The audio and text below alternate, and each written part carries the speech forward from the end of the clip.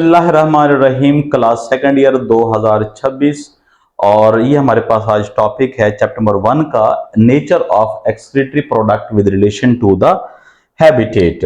तो सबसे पहले नंबर पर मैं तो आप लोगों को डेफिनेशन करा देना चाह रहा हूं किस चीज की, भला एक्सक्रीशन की।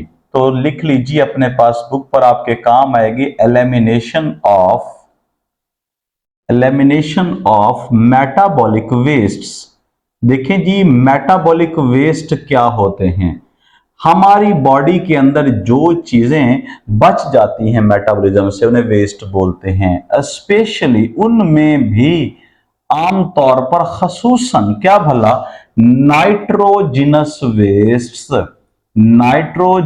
वेस्ट्स अगर हमारी बॉडी निकालती है तो बेटे सबसे पहले नंबर पे क्या लिखा है मैंने, elimination of metabolic waste specially nitrogenous waste. कहां से भला? From body is called as a excretion.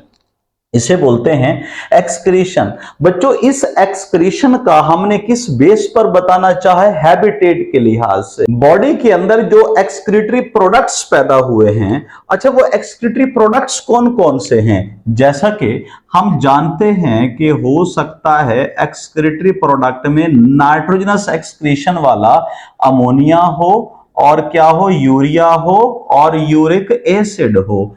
इन तमाम को बॉडी से बाहर निकालना एक्सक्रीशन कहलाता है।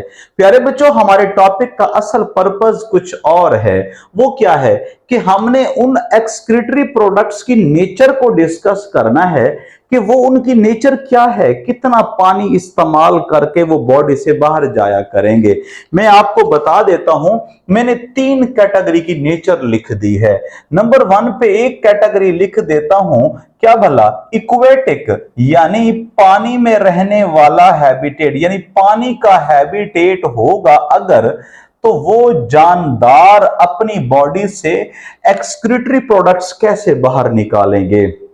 अच्छा, फिर अगर यूरिया वाली बात करूं तो भाई सुन लो, टेरेस्ट्रियल इन्वायरमेंट होगा यानी खुश्की होगी, तो वहां पे रहने वाले जानवर जो हैं या जानदार वो क्या एक्सक्रीटरी प्रोडक्ट्स बनाएंगे।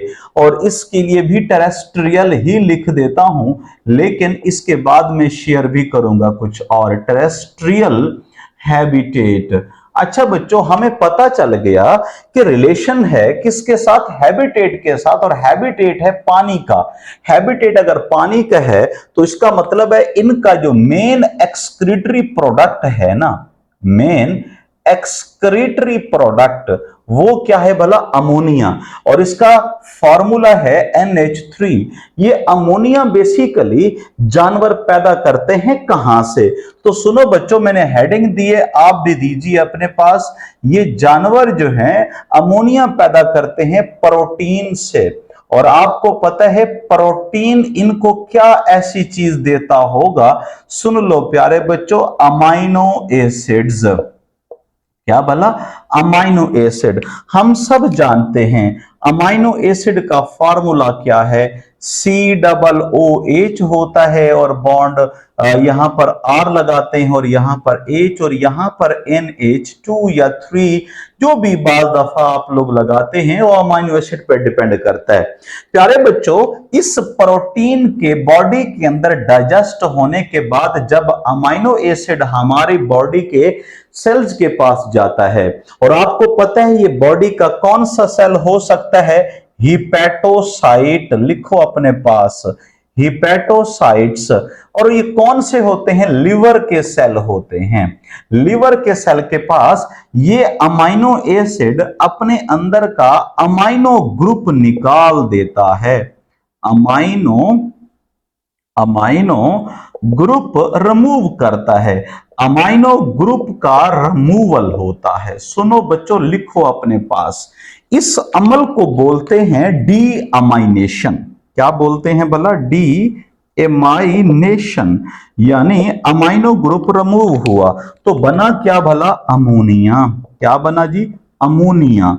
ओके सुनो भाई, ammonia is very toxic substance.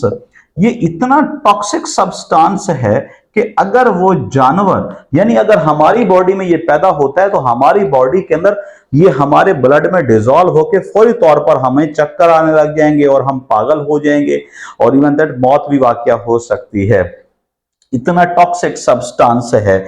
लेकिन इसलिए किन जानवरों का जो मेन एक्सक्रीटरी प्रोडक्ट है जो पानी में रहते हैं, क्योंकि इसका 1 ग्राम अमोनिया, 1 ग्राम अमोनिया की नाइट्रोजन जो है वो अगर एक्सक्रीट आउट करनी है, 1 ग्राम अमोनिया की एक्सक्रीशन के लिए 500 मिलीलीटर वाटर रिक्वायर्ड होता है। बेटा इसको तो हम बोलते होते हैं आधा लीटर, हाफ लीटर वाटर लग गया है।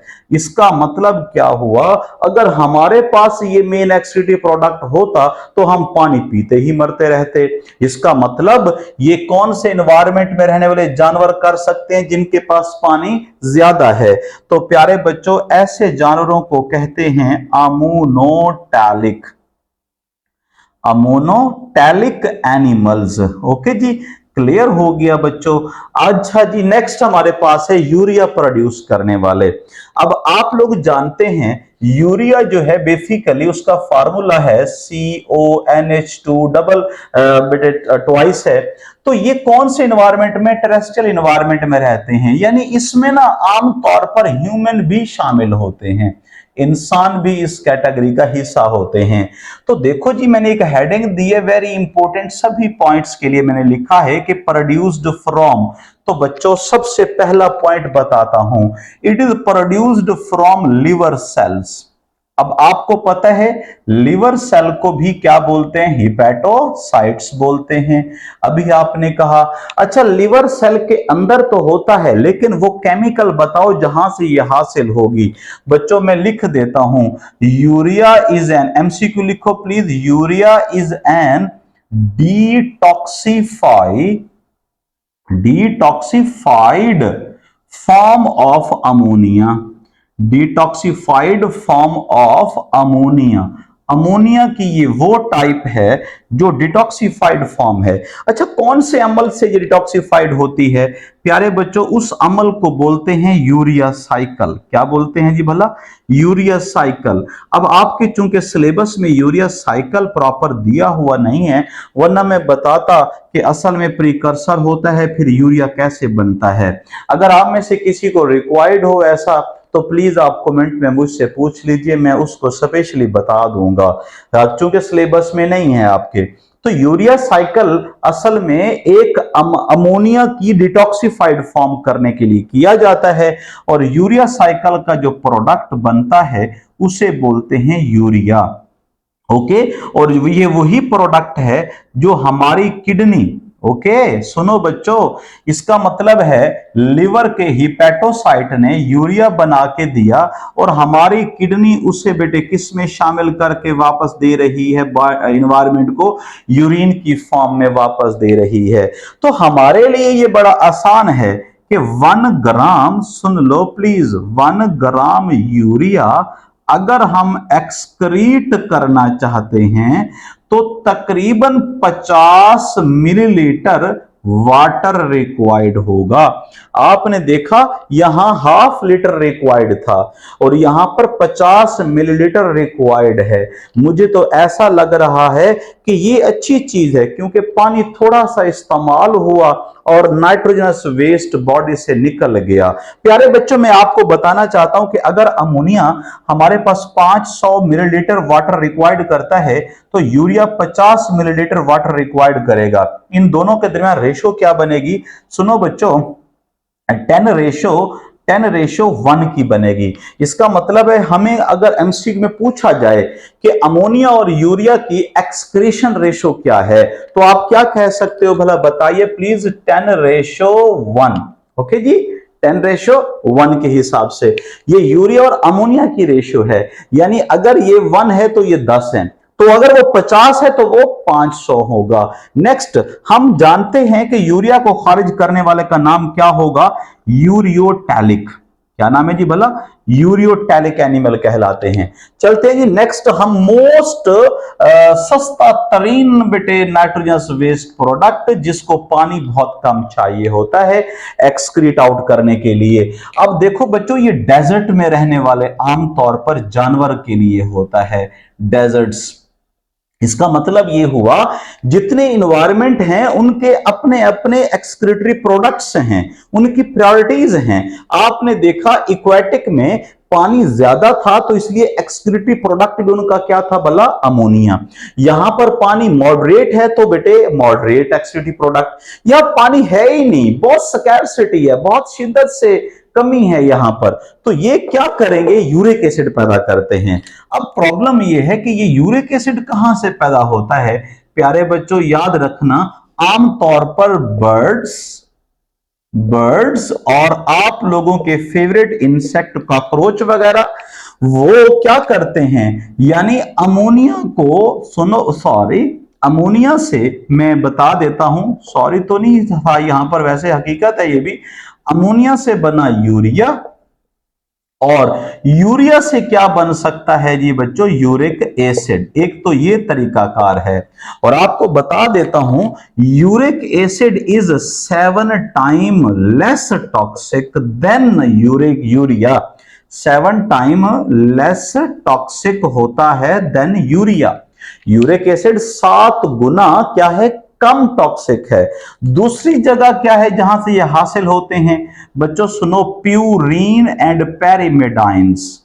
प्यूरीन एंड पायरेमेडाइंस, आप लोग तो जानते हो प्यूरीन और पैरिमेडाइन के पास क्या होती है? Adenine, guanine, cytosine, thiamine, uracil. हाँ जी, वहां से क्या हासिल हुआ हमें? Uric acid. तो बच्चों ये लेस टॉक्सिक होने की वजह से तमाम वो जानवर इसे निकालते हैं जिनके पास पानी की कमी होती है। और जो यूरिक एसिड है वो कितना पानी रिक्वायर्ड करता है 1 ग्राम को निकालने के लिए? तो बच्चों 1 millilitre water required for 1 gram of ammonia uric acid. और ऐसे जानवरों को बोलते हैं यूरिकोटैलिक। यूरिकोटैलिक एनिमल कहलाते होते हैं। तो ये हमारे पास एक्सक्रीटरी प्रोडक्ट को हमने डिफरेंट हैबिटेट के लिहाज से बेटे एक्सक्रीट आउट करवाया है। नेक्स्ट हमारा टॉपिक शुरू होगा इंशाल्लाह थर्मोरेगुलेशन का, और वेरी इंपॉर्टेंट, आप लोगों के बोर्ड का भी इंपॉर्टेंट क्वेश्चन है और आपका एमडी गैट में भी शामिल है। अल्लाह हाफिज।